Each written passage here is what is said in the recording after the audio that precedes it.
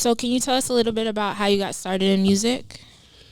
Yeah, back in high school, I feel like I was making music and, it was more like for fun. I was just going to the studio with my friends to just kind of hang out, run sessions, and record on YouTube beats, just fucking around. And then as, I started to develop more and more, I started to actually go and meet up with an engineer from the studio I was going to in Jersey, consistently working on my sound, just trying to like develop it, get it better and better. And then I felt like I started reaching out to big name artists and getting features with people like K Supreme, Warhol, Diego Money, going on about making music like that.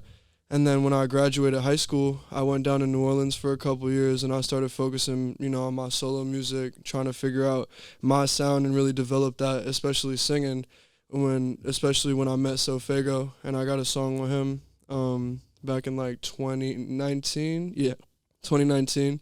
And then from then I just started singing primarily. I started experimenting with all types of beats. So, I really started out just playing piano in high school and making music for fun. But as I started to fall in love with making music, I feel like I really stuck to that craft and developed it to, form my talent to what it is now. And your sound really stands out from a lot of people. So do you feel like it's your background as a musician or your influence, or how do you feel you shaped your sound? Well, I mean, that's a good question. I feel like I definitely tapped in with the underground and tried to figure out like how I could fit in. I was since a young age listening to a lot of underground like primarily rap music, and then I started listening to a lot of more other types of genres and different types of music, and I really just kind of found that when you sing you could kind of do whatever and you could really experiment on any other type of beats if it falls into your voice cadence. So kind of just fell in love with the art of it. At first I was just rapping, and it was cool, but I didn't really love it like that because I don't know, I didn't really have any sort of attachment to it beyond just listening to that type of music and then creating it myself. But when I started singing, I feel like I really like found a side of me that's like different from making music. It's like, I don't know, I just like it comes to me more naturally, and I feel like that's when I really started making a lot of music, is when it just started coming naturally to me and being easier, not as forceful, just being myself, trying to make myself sound good, saying whatever the fuck I want, So, yeah, I feel like that's really where I started to go with my sound, just doing whatever I want and And making it sound good. I think what's great about you is you open to collaborating with a lot of different people. So can you talk a little more about like that process, and like even if you have advice for other people looking to do the same? Yeah, definitely. I love collaborating with people. Since a young age, I feel like I was kind of shit on for collaborating with people. A lot of people told me like, you don't want to attach yourself to too many other names or too many other faces, but it's like I feel like that's what music is really about. You trying to go out there, you trying to spread your image, you trying to spread your sound, and how you not going to do that without associating with other people? And I'm saying, in some way, shape, or form, you don't got to go out and get a bunch of features like how I did, but, starting with collaborating and working with people is a great place, Because it's like, I don't know, that's how I was able to get my foot in the door to a lot of producers, a lot of low key artists who were more fire even than the big name ones that I worked with initially, And that was all because I took that chance and I just like hit them up, treated them like a human being, because at the end of the day, that's all they are. They're nothing special than me, So it's like I'm going to hit them up and just try to work with them like that. If they want to work, let's get it. If they don't, I'll keep it pushing, That's pretty much my whole motto about it. I feel like 90% of my time that I put myself out there, I get accepted like, 10% of it, and 90% of it I'm probably getting rejected. So you just got to kind of accept that and move on with it. Not everyone's going to fuck with you. Not everyone's going to want to work with you. But the people that are going to be there to stay. And if they aren't, then find the people that are. You know what I mean? No, that's dope. And I just want to talk kind of a little bit about like SoundCloud as a culture, and like what's going on with that, because I think what some people like to say like the SoundCloud quote unquote era is over, but I feel like people don't realize labels will look at SoundCloud first before Spotify, and a lot of artists, even like Ice Spice, I think recently dropped on SoundCloud before Apple Music. So do you want to talk a little bit about like SoundCloud and like kind of popping on that platform?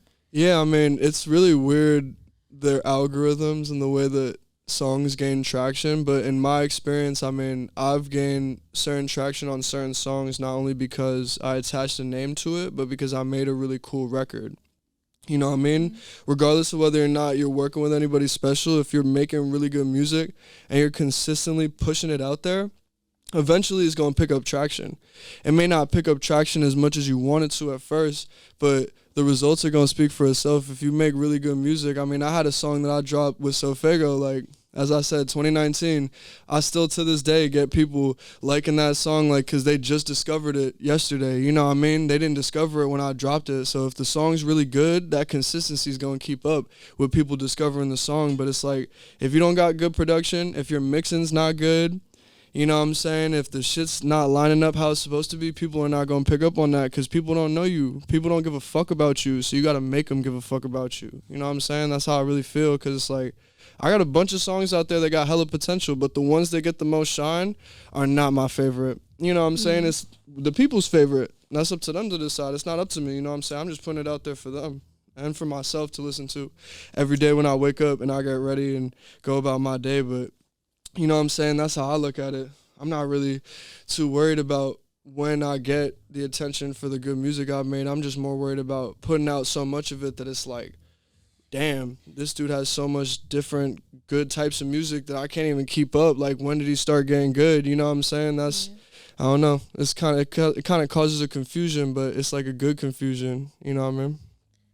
What's your favorite style that, well, you have to define your own style, obviously, but, like, what are your favorite songs and how do they sound different than the ones that other people tend to like? I feel like my favorite songs are the ones that I could, like, really envision myself performing. Like, if I could, like, picture myself, like, rocking out on the stage, like, going crazy, turning up the audience, you know what I'm saying, really feeling myself, then that's, like, more likely gonna be one of my favorite songs. Or even if it's just more of like a vibe song, like, it really just depends on where I'm at when I'm listening to it, you know what I'm saying? And I mean, that goes for anybody who's listening to my music. You may not like one of my songs one day, but you may get mad as hell and then listen to it again and be like, damn, I feel it, you know what I'm saying? So it's like, it all depends about where you're at. But yeah, I feel like my music just puts people through the motions in a good way, but you know what I'm saying, just in a way where they can relate maybe to whatever they may be going through. That's why I try to stay very vague with my lyrics and with the way I talk about things, because it's like, I know I'm not the only person going through the shit I go through. I know I'm not. I know there's probably hundreds of thousands, if not millions of people out there going through the exact same shit, or if not similar. You know what I mean? So I try to keep it that way when I talk about shit, so people can really understand what I mean, you know what I mean, in their own perspective. And what's your creative process like? Like, so you punch in, you get a vibe in the studio. You like a lot of people in the studio. I mean, I've freestyled before. When I made a tape with my artist in Cali, Sanko, I freestyled the whole tape with him. You know what I mean? Because it was more like, that was the vibe. You know what I mean? But a lot of my music I write for. I prepare it before I come to the studio. I sing it to myself. You know what I mean? I really make sure that it's like crafted and perfected before I even step in the booth, because it's like, I want to know what it's going to sound like, because I only got one shot to do it. So I want to make sure it comes out perfect. You know what I mean? And if I don't practice and prepare that, like, I used to play like piano recitals and shit. Like, if you don't fucking practice for those, you going to fold and you're going to fuck up. You know what I mean? That's exactly what happens when you're making music. But certain people don't look at it like that because they may not have come from a place of playing piano or a place of making music like that. So they just looking at it as like, fuck it. And I also look at that as beautiful. You know what I mean? I don't think there's any right way or wrong way to look at it. It's all about what works best for you. You know what I mean? I write, so that's what I do. But I could always freestyle if someone asked me to. It just may not come out as good as my writing because I practice writing more than freestyling. Keep it a buck. And what keeps you motivated? Because you put out a lot of music. So is there, I know a lot of artists that kind of get stuck. Like, they might go to the studio twice a week or once a week for a month and then they burn out. I feel like I don't force it. I try to allow things to inspire me. My girl, my family, even problems that may come in through my life. I try to use those as like my motivation or my source for creation. Like, if I'm up till like 5, 6 a.m. because I'm thinking about shit, I'm going to write music. You know what I mean? I'm not just going to sit there and ignore it or sit there and try to do something else. Nah, I'm going to put that feeling, I'm going to put that angst into my music. You know what I'm saying? Almost, because it's like, I feel like everyone kind of feels like that on a certain level, but it's all about how you channel your emotions, how you channel everything that's going on in your brain. You know what I mean? Like, I make music. I do other things too, but I'd look at those things as like a form of therapy almost. So it's like when I'm making music, I feel like I can escape into this different perception, this different version of myself that almost like stands out and can do and say whatever I want. You know what I mean? Beyond what I do in my regular life. And then I just do it.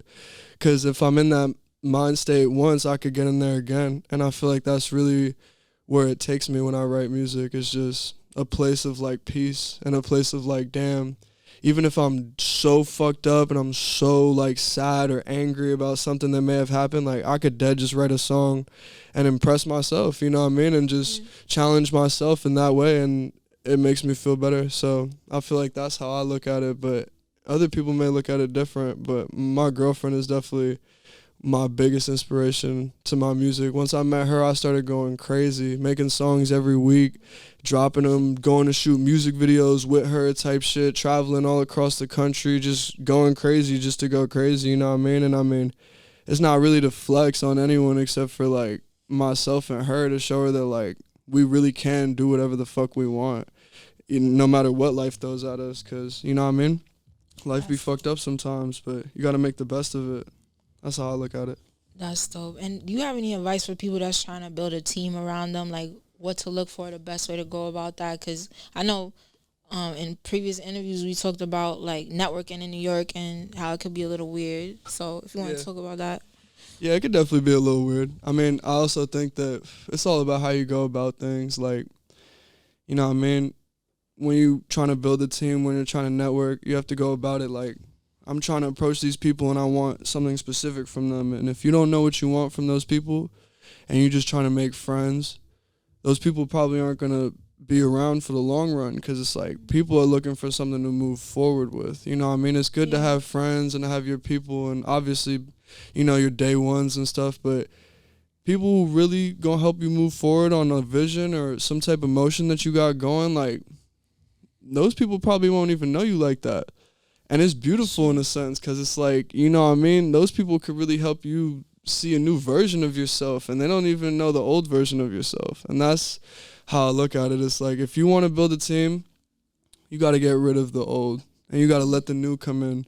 You know what I mean? Don't let things hold you back. Don't let people hold you back. Don't let relationships hold you back. Friendships, that shit is not real.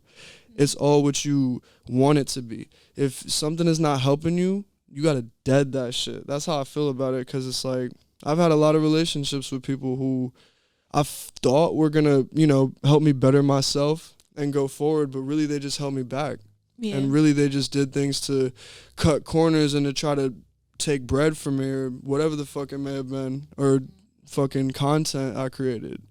But it's like, I never looked at that shit as a loss. I only looked at it as a lesson, because it's like I had that shit happen to me once, but I'll be stupid as fuck if I let that shit happen to me again. You know what I'm saying? So it's like, yeah, you got to take things one day at a time. Turn your losses into lessons and just learn, and don't let that shit happen again. Even if it's in a different scenario with a different, you know what I mean?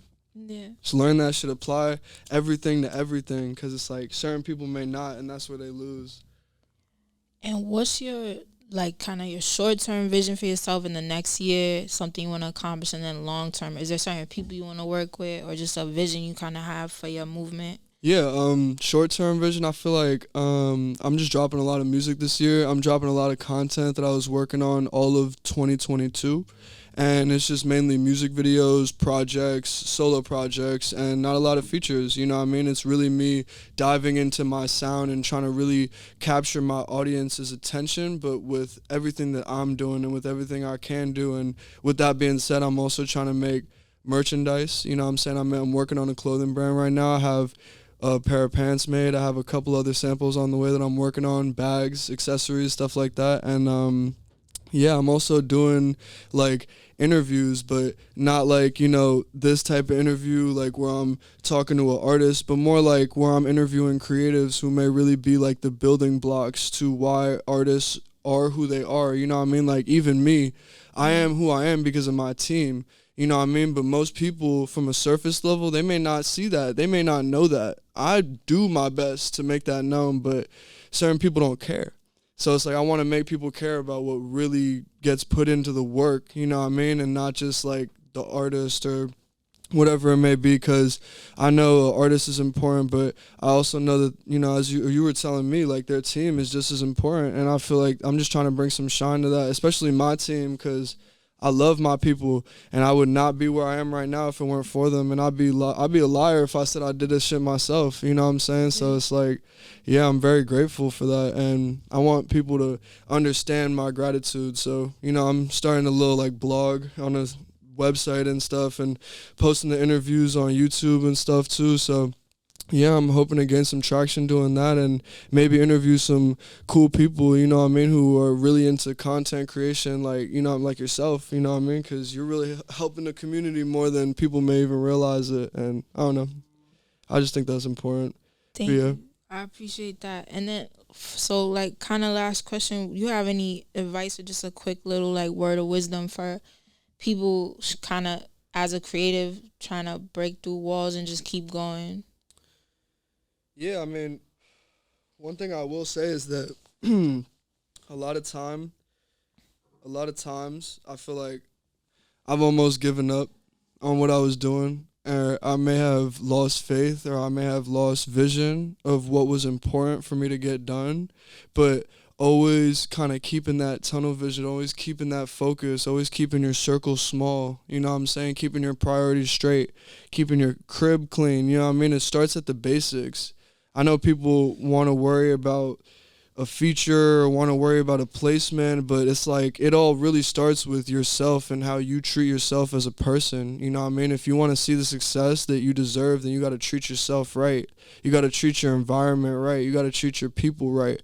You got to remember how much your family did for you, you know what I mean, when you ain't had shit.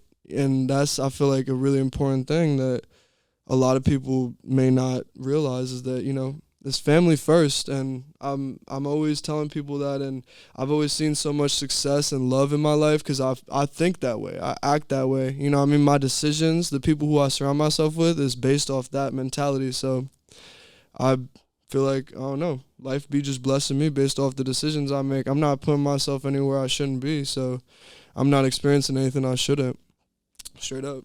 But yeah, that's the one advice I would say, is definitely just prioritize who and what you think is important, and really do that on your own standards, not anybody else's, because I feel like people prioritize other people too much. That's perfect. And then last thing, can we just get a drop? You say your name. I'm here with your